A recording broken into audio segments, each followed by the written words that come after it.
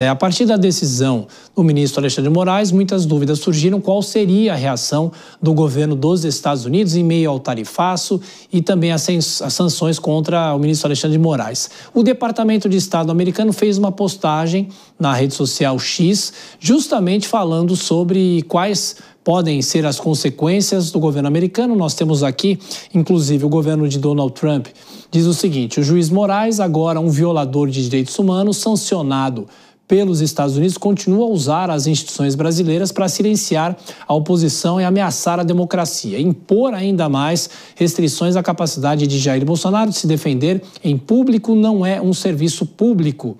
Deixem Bolsonaro falar. Os Estados Unidos condenam essa ordem de Alexandre de Moraes, fazem críticas ao ministro Alexandre de Moraes e destaca ainda o governo americano em responsabilizar quem colaborar com condutas do ministro. Foi essa a questão, o posicionamento do Departamento dos Estados Unidos, Departamento de Defesa. Quero chamar aqui o Nelson Kobayashi mais uma vez com a gente, e isso vai alimentando essa questão entre Brasil e Estados Unidos. Temos a discussão econômica, mas tudo respingando na questão política.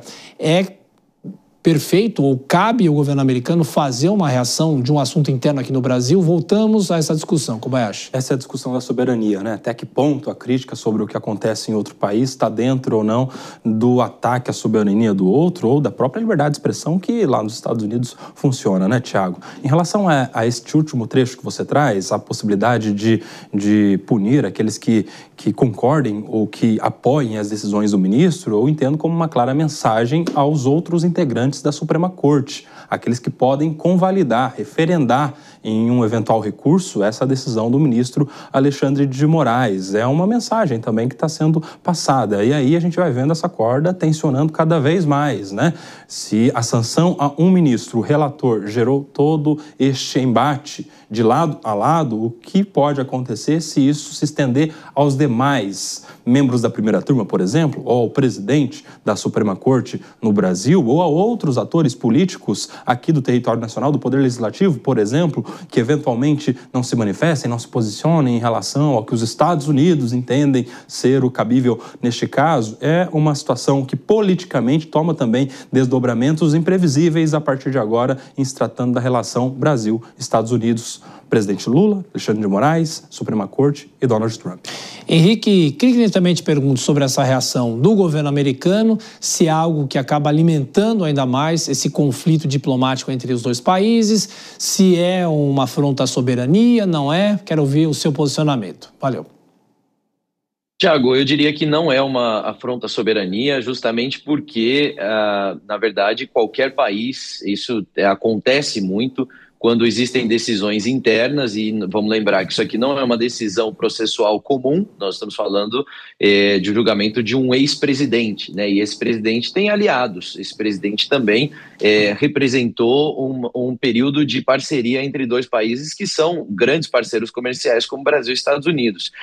Nesse sentido, não é uma interferência à soberania, porque é uma opinião que se é emitida por ali, pelo outro país. Agora, é de se esperar que isso aconteça, e eu posso dizer aqui sem medo de ser um profeta do caos, né? É de se esperar que outras medidas, inclusive, sejam tomadas, porque a questão política fazia parte, faz parte ainda, de todo o estresse que tem acontecido entre Estados Unidos e Brasil. O próprio presidente Lula disse, a equipe do presidente Lula, na verdade, disse que não gostaria de negociar, a condição para negociar com os Estados Unidos, com o presidente Trump, seria não mencionar na questão Bolsonaro, o que é impossível.